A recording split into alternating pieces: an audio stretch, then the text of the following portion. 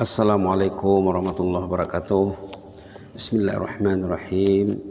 Alhamdulillahirabbil alamin wa bihi nasta'in ala umuri dunya waddin.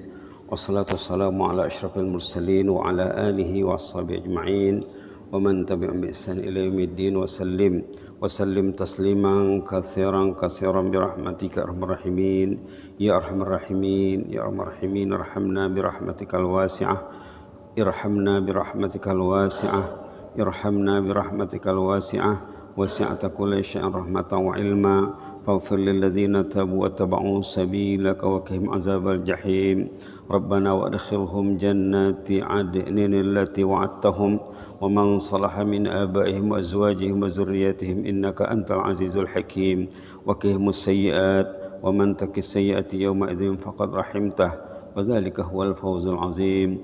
Wassallallahu ala Muhammadin wa ala alihi wa sahbihi wasallam. Walhamdulillahil alamin. Alhamdulillahil alamin. Pagi ini kita beralih kepada surah yang keempat ya. Surah Al-Lahab ataupun surah Al-Masad. Setelah kita membincangkan 3 surah An-Nas, Al-Falaq, Al-Ikhlas dalam beberapa pertemuan ya dari awal Ramadan. Sekarang kita bersama surah yang keempat, surah Al-Lahab. Baik, kita baca dulu ayat-ayatnya ya. Halaman 463. A'udzubillahi minasyaitonir rajim. Bismillahirrahmanirrahim. Tabbat yada abi lahabin wa tabb. ما أغنى عنه ماله وما كسب سيصلى نارا ذات لهب وامرأته حمالة الحطب في جيدها حبل من مسد صدق الله العظيم نسأل الله العفو والعافية اللهم إنا نسألك العفو والعافية. Surah Al-Lahab atau surah Al-Masad. Surah ini termasuk kategori surah Makkiyah. Dia punya ayat 5 ayat ya. 5 ayat. Baik. Tentang penamaan surah, seperti yang dikatakan tadi, surah ini dikatakan surah Masad karena berdasarkan ada ayat di dalamnya ya tentang Masad. Yaitu yang terakhir terdapat dalam surah ini. Fi jidha hablum min masad. Perempuan yang di lehernya ada tali sabut. Ayat ini menjelaskan bahwa leher Ummu Jamil, yaitu istri Abu Lahab, terdapat tali pada lehernya yang melilitnya daripada al-masad ataupun sabut. Tali terbuat daripada sabut. Surah ini dinamakan juga dengan surah Tabbat berdasarkan ayat di awalnya Tabbat yada abi lahabin wa tab ya. Ayat ini menjelaskan bahwa rugi dan binasalah kedua tangan Abu Lahab. Artinya rugilah orangnya. Surah ini dikatakan juga surah Abu Lahab atau surah Al-Lahab yang bermakna api yang berkobar-kobar. Kaitan surah ini dengan surah sebelumnya, surah An-Nasr, selalu bila membicarakan surah-surah ya ada kaitan. Apa kaitannya dengan surah sebelumnya? Kenapa disusun sedemikian rupa? Maka dalam surah An-Nasr diterangkan kejayaan Rasulullah dalam berdakwah. Nah, di sini semacam penampilan yang bertentangan ya. Di sana kejayaan, di sini gambaran gagalnya seorang hamba Allah memeluk agama Islam, yaitu Abu Lahab. Penampilan yang bertentangan di antara surah ini dengan surah An-Nasr. Di dalam surah An-Nasr Allah menyebut mengenai balasan orang-orang yang patuh kepada Allah ialah kemenangan, kejayaan, menolak dan membuka kota Mekah, menakluk ya, menakluk dan membuka kota Mekah serta kemenangan di dunia di samping ganjaran pahala yang lumayan di akhirat. Itu dinyatakan dalam surah sebelumnya surah An-Nasr, iza jaa nasrullahi wal fath. Manakala dalam surah ini Allah menyebutkan balasan bagi golongan yang derhaka yang mendapat kerugian dunia akhirat, bahkan mendapat azab yang pedih di akhirat nanti. Kandungan surah secara umumnya. Surah Makkiyah ini mengandungi perbahasan menyeluruh tentang nasib Abu Lahab, Abdul Uzza bin Abdul Muttalib, bapak saudara Rasulullah sallallahu alaihi wasallam, adik-beradik dengan Abdullah. Surah ini juga menyentuh tentang nasib istrinya yang bernama Ummu Jamil Arwa binti Harb bin Umayyah, itu saudara kepada Abu Sufyan, tokoh kenamaan ya di awal Islam. Surah ini memaparkan kemusnahan dan nasib malang Abu Lahab yang menjadi musuh Allah dan musuh Rasulullah SAW di dunia. Abu Lahab dicampakkan ke dalam neraka jahanam sebagai balasan karena sentiasa menyakiti dan memusuhi Rasulullah SAW. Beliau sentiasa menghalang manusia daripada beriman kepada Allah dan Rasulnya. Begitu juga istrinya yang bersekongkol dengan suami juga mendapat azab yang pedih dari sisi Allah nanti. Beliau menjadi pembantu setia kepada suaminya, pembantu jahat ya, pembantu jahat kepada suaminya di dalam mengekalkan kekufuran dan permusuhan terhadap Islam. Nabi dan para sahabat baginda di akhirat dan permusuhan terhadap Nabi dan para sahabat ya, suami istri sekongkol kerjasama memusuhi Islam, memusuhi Rasulullah dan sahabat. Sementara di akhirat nanti akan turut menjadi pembantu menambahkan azab yang pedih terhadap suaminya dalam neraka jahanam. Nas'alullah al-afwa wal-afiyah. Apa sebab turunnya surah Al-Masad? Menurut Ibnu Abbas, Abdullah bin Abbas radhiyallahu anhuma, seperti yang sabit dalam riwayat Imam Bukhari, Muslim dan lain-lain juga, ketika turun surat ayat Asy-Syu'ara, dan berilah peringatan kepada kerabat-kerabat yang terdekat, wa anzir asyiratakal aqrabin, wa anzir asyiratakal aqrabin, ada perintah di sana menyuruh Rasulullah menyampaikan Islam kepada keluarga-keluarga terdekat. Lalu Rasulullah berdiri di atas bukit Safa seraya berseru dengan suara yang kuat, marilah di sini ada suatu pengumuman penting, menyuruh masyarakat ya berhimpun. Orang ramai pun tertanya-tanya, siapa yang berseru itu? Di kalangan mereka menjawab, Muhammad katanya, yang memanggil kita ini Muhammad. Lalu mereka pun berkumpul di sekeliling Rasulullah SAW. Baginda pun menyampaikan seruannya, wahai Banu Fulan, wahai Bani Fulan, wahai Bani Abdul Manaf, wahai Bani Abdul Muttalib.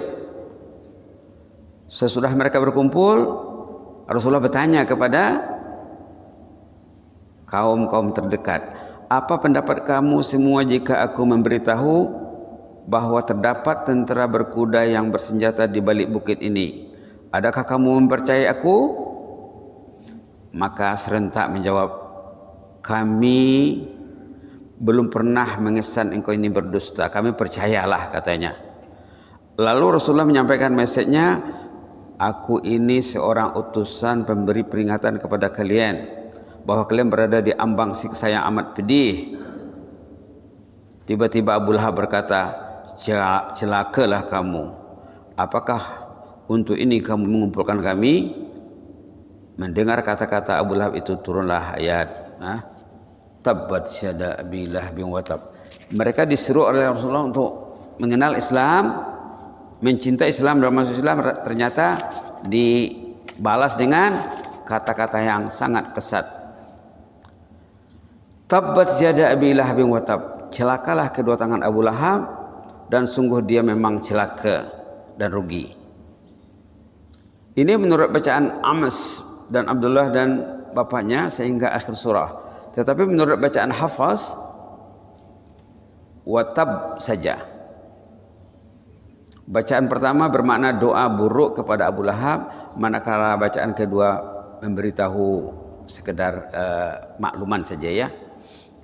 Ini masalah kiraah tadi itu. Tariq Al-Muharibi pula menceritakan, ketika kami berada di pasar Zilmajas, saya ternampak seorang lelaki separuh umur berkata, wahai saudara-saudara sekalian, ucapkanlah la ilaha illallah, maka kalian akan berjaya. Tiba-tiba saya ternampak seorang laki melempar sesuatu kepadanya dan dari belakang sehingga betis dan tumitnya berdarah. Laki-laki itu mencela, wahai saudara-saudara, sesungguhnya ini adalah seorang pendusta dan janganlah kamu mempercayai cakapnya. Maka aku pun bertanya, siapakah lelaki itu? Orang ramai menjawab, itulah Muhammad, mendakwa dirinya seorang nabi. Yang melempar tadi itu pula bapak saudaranya Abu Lahab, yang mengatakan Muhammad itu pendusta, utusan Allah dikatakan pendusta. Itu maka turun ayat itu ya. Baik, kita lihat ayat ini. Tabbat syada Abi Lahab wa tab, celakalah kedua tangan Abu Lahab dan sesungguhnya dia memang celaka dan rugi. Ma aghna anhu maluhu wa ma kasab, harta bendanya dan apa yang diusahakannya tiada sedikit pun memberi faedah. Walaupun macam mana dia banyaknya mengumpulkan harta benda, kalau dia itu menentang agama Allah, tidak ada makna harta benda yang dikumpul itu maksudnya. Saya selana ranzat al-hab, malah nanti resultnya apa? Dia akan masuk dalam api neraka yang bergejolak. Wa imra'atu hammalatal hatab, malah istrinya juga akan masuk di sana membawa kayu api. Fi jidha hablum min masad, yang di lehernya ada tali dari sabut. Nas'alullah al-afwa wal afiyah. Sebelum kita lihat kepada tafsir dan ulasan, kita lihat pada zahir ayat ini ya. Begitulah dalam Islam atau dalam hidup ini, ada kadang-kadang suami itu tak mau ikut ajaran Allah. Kadang si istri sokong suaminya. Ini lumrah kehidupan ya. Ada yang suami itu baik, istrinya baik. Ada yang suami tak baik, istri baik. Ada yang sebaliknya. Jadi paling kurang ada 4 kategori manusia ya. Ini jenis yang suami istri sekongkol dalam menentang ajaran agama Allah, dua-dua jadi binasa dan celaka. Dalam sejarah juga dalam Quran disebut ada orang yang istrinya baik sekali, suaminya menentang ajaran Allah. Siapa contohnya tuh? Ada dalam surah At-Tahrim. Boleh lihat ya. Boleh lihat dalam surah At-Tahrim, contoh istri yang excellent, suaminya yang gagal. Subhanallah. Dalam surah At-Tahrim. Tahrim ini sebelum suratul Mulk ya, halaman 561. Halaman 561, contoh istri yang bisa, yang baik, suaminya tak baik. Ayat 11 di bawah. Surah At-Tahrim halaman 561. Contoh istri yang jahat, suaminya yang baik, ayat 10 di atas. Kita nak lihat dulu ayat 11 dulu ya. Contoh istri yang bisai, yang taat kepada Allah, yang beriman kepada Allah, yang mencintai Allah, tetapi suaminya musuh Allah. Boleh kita baca ayat 11. A'udzubillahi minasyaitonir rajim. Wa daraballahu mathalan lilladzina amanu imra'ata fir'aun إذ قالت رب ابن لي عندك بيتا في الجنة ونجني من فرعون وعمله ونجني من القوم الظالمين اللهم إنا نعوذك من الظلم والظالمين. وضرب الله مثلا, Allah membuat satu contoh bagi hamba-hamba Allah yang beriman, contoh terbaik insan mukmin, istri mukminah, yaitu imra'ata Fir'aun, istri permaisuri Fir'aun yang menentang Nabi Musa. Dalam Quran sejarah Nabi yang paling banyak adalah sejarah Fir'aun. Dalam Quran sejarah yang paling banyak disorot adalah sejarah Fir'aun yang mengatakan dirinya Tuhan. Tapi ternyata istrinya beriman kepada Nabi Musa. Lalu berdoa, ini doanya ini cantik ya.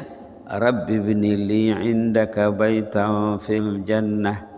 Ini boleh jadikan amalan supaya surga itu merindui kita, Pak.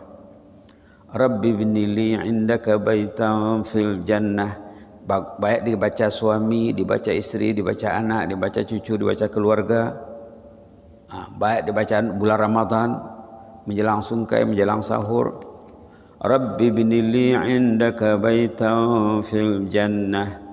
Rabbi binili indaka baitan fil jannah. Rabbi binili indaka baitan fil jannah. Ya Allah, binakalah bagiku pada sisimu istana di jannah. Walaupun suaminya musuh Allah, tapi dia pandangannya ke jannah ya. Wa najjini min fir'aun.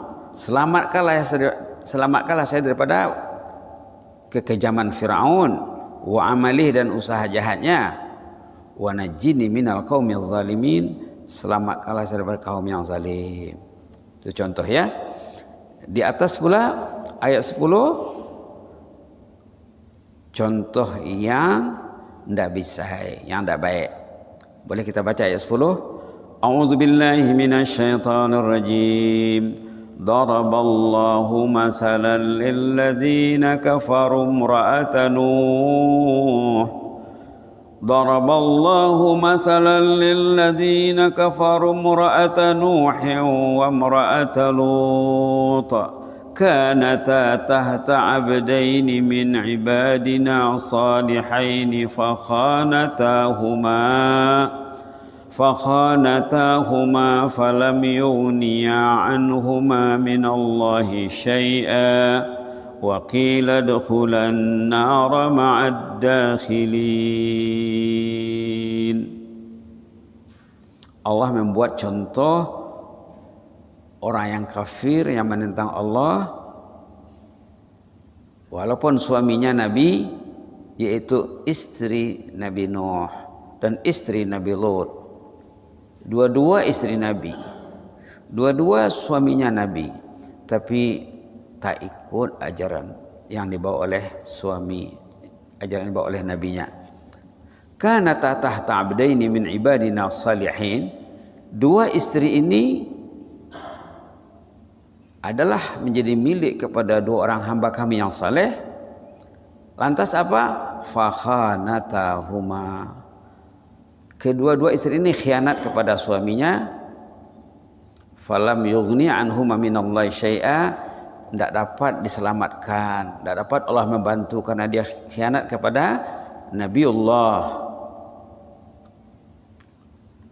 Tidak dapat dibantu.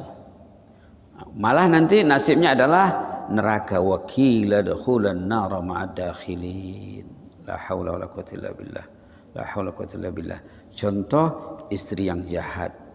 Contoh istri yang baik sudah ada dalam ayat 11 tadi. Tambah lagi contohnya satu lagi di bawah sekali ayat 12. Contoh perempuan mukminah yang taat kepada Allah, yaitu Maryam, ibu kepada Nabi Isa alaihissalam. Kita baca Maryam ya, ayat 12. A'udzubillahi minasyaitonir rajim. Wa Maryam ibnata Imran allati ahsanat farjaha fanafakhna fihi min ruhina wa saddaqat bi kalimati rabbiha wa kutubihi wa kanat minal qanitin. Contoh kedua wanita yang baik adalah Maryam putri Imran, ibu Nabi Isa alaihissalam, yang dia memelihara kehormatan dirinya, farajnya, lalu ditiupkanlah kepada Maryam ini ruh kami katanya. Maksudnya untuk melahirkan Nabi Isa itu ya. Ada ceritanya dalam surah Maryam. Ini ada ceritanya terperinci dalam surah Maryam. Wasaddaqat bi kalimati rabbiha. Maryam membenarkan kalamullah, percaya dan yakin kepada kalamullah dan kepada kitab-kitab Allah juga. Dia tergolong orang yang qanitin, yang taat, yang setia, yang rajin beribadat ya. Jadi dua contoh yang tak baik, dua contoh yang baik. Mudah-mudahan kita dapatlah mengambil pelajaran. Kalau contoh suami yang baik, istri yang baik, Rasulullah lah ya. Rasulullah sendiri contoh suami yang baik, istri yang baik. Jadi ada berapa tadi? Abu Lahab dengan istrinya contoh yang tak baik. Ayat 10 dalam surah Tahrim contoh istri yang tak baik. Ayat 11 dan 12 surah Tahrim menggambarkan istri dan manusia mukmin, mukminah yang terbaik. Jadi sudah ada dalam Al-Quran. Baik, kita balik kepada surah masa tadi. Bismillahirrahmanirrahim. Sebab turun surah tadi dah disebut juga di awal, serba sedikit ya. Menurut sebab turun sudah tadi ya. Kita balik kepada sedikit tentang tafsir dan huraian. Firman Allah bermaksud tabat yada Abi Lahab wa tab, halaman 464 ya, 464. Tabat yada Abi Lahab wa tab maksudnya binasalah tangan Abu Lahab, rugi dan sia-sialah saja segala urusannya. Ungkapan ini secara majas, secara kiasan yang disebutkannya tangan ya, membawa maksud pemberitahuan tentang kerugian dan kecelakaan Abu Lahab. Dalam masa yang sama ia juga merupakan satu doa kepada Abu Lahab supaya ditimpa kecelakaan dan kebinasaan. Kemudian Allah juga berfirman, wattab itu bermaksud sesungguhnya Abu Lahab memang celaka. Ini pengumuman pemberitahuan datang daripada Allah sendiri, dia memang pasti rugi di dunia dan di akhirat. Ayat itu ayat doa ya. Tabat yada Abi Lahab wa tab. Watab yang di belakang itu ayat doa katanya. Pengistiharan daripada Allah bahwa orang itu memang celaka. Abu Lahab seperti yang diketahui merupakan bapak saudara Rasulullah SAW, ialah Abdul Uzza bin Abdul Muttalib. Beliau merupakan seorang yang kerap merupakan seorang yang kerap sering menyakiti Nabi Sallallahu Alaihi Wasallam, memusuhi baginda dan sentiasa menghina Rasulullah dan agama Islam. Seterusnya Allah menceritakan bahwa Abu Lahab di masa lampau menulis ayat yang berikutnya, ma aghna anhu maluhu wa ma kasab. Harta benda yang dihimpunnya tidak akan dapat menyelamatkan dirinya di hari kiamat kelak. Segala apa yang diusahakannya, keuntungan yang diraih, pangkat kebesaran dan anak pinaknya tidak mampu menghalangi kebinasaan serta azab Allah yang pasti menimpanya. Ini disebabkan perbuatan Abu Lahab yang begitu keras memusuhi Rasulullah SAW dan menghalang orang lain juga, sahabat-sahabat Nabi ya, untuk beriman kepada Allah. Perlakuan Abu Lahab juga sentiasa menjadi batu penghalang kepada usaha dakwah Nabi yang dilakukan di Mekah ya. Beliaulah orang yang sentiasa mendustai kata-kata Rasulullah sallallahu alaihi wasallam. Kita lihat di sini hadis riwayat Imam Abu Ahmad. Hadis riwayat Imam Ahmad maksudnya ya. Hadis riwayat Imam Abu Ahmad daripada Rabi'ah bin Ubad daripada Bani Ad-Dai, seorang Arab jahiliyah tetapi telah memeluk agama Islam. Dia berkisah berkata, aku pernah melihat Nabi di zaman jahiliyah di pasar Zilmajaz, seperti yang disebutkan terdahulu tadi ya. Pada masa itu baginda bersabda, wahai manusia, katakanlah la ilaha illallah, kamu akan meraih kejayaan. Mendengar ucapan ini, orang ramai pun berkumpul dan mengelilingi baginda. Tiba-tiba dari belakang muncul seorang lelaki yang putih mukanya tetapi juling, dua matanya hitam dan bergelang. Juling dua-dua mata hitamnya yang bergelang, mencelah sambil berkata, subhanallah, sesungguhnya Muhammad ini penganut ajaran sesat dan seorang yang pendusta. Dia terus mengingkari Nabi di mana saja baginda pergi. Maka aku pun bertanya tentang latar belakang orang tersebut. Orang ramai yang ada menceritakan itulah bapak saudaranya sendiri, Abu Lahab. Dalam ayat ini ada menyebut perkataan mal mal itu harta ya. Yang kedua kasab. Mal artinya modal, kasab artinya keuntungan yang daripada modal tadi. Dua-dua tidak bermanfaat bagi Abu Lahab. Hartanya tak berguna, asetnya semua sia-sia belaka. Begitulah manusia yang tidak akur kepada Allah ya. Harta benda yang dikaut rupanya tidak ada gunanya. Ini peringatan kepada kita bahwa yang dinilai pada si Allah adalah iman dan ketaatan. Harta benda yang dikumpul itu tidak ada gunanya, kecuali kalau dimanfaatkan untuk kepentingan agama Allah dan hamba Allah. Ayat kedua dalam surah ini terdapat dua perkara penting yang disebutkan oleh Allah berkaitan dengan Abu Lahab, yaitu harta dan usahanya. Mal itu harta, kasab itu usaha. Perbezaan di antara keduanya ialah harta menunjukkan kepada segala harta benda yang bersifat material yang menjadi modal, manakala kasab itu menunjukkan keuntungan yang diraih dari modal tadi. Dua-dua tidak bermanfaat. Kemudian ini beralih kepada cerita istrinya ya. Mungkin besok kita akan lanjutkan perenggan 3 halaman 465. Mudah-mudahan besok dapat kita selesaikan ataupun dua pertemuan lagi. Apa yang jelas daripada cerita surah Al-Lahab atau suratul Masad ini gambaran jelek ya, gambaran yang tidak baik terhadap manusia yang menentang ajaran Rasulullah SAW. Mudah-mudahan kita dapat mengambil iktibar bahwa suami istri sekongkol bekerja sama menghalangi dakwah Rasulullah SAW. Maka kita sama-samalah menyokong ya dakwah baginda sekarang ini dengan mendekatkan diri kepada tafsir surah Al-Munir atau tafsir Al-Munir yang sudah kita mulakan dari awal Ramadan. Mudah-mudahan inilah salah satu usaha kita untuk mencintai dakwah Rasulullah sallallahu alaihi wasallam.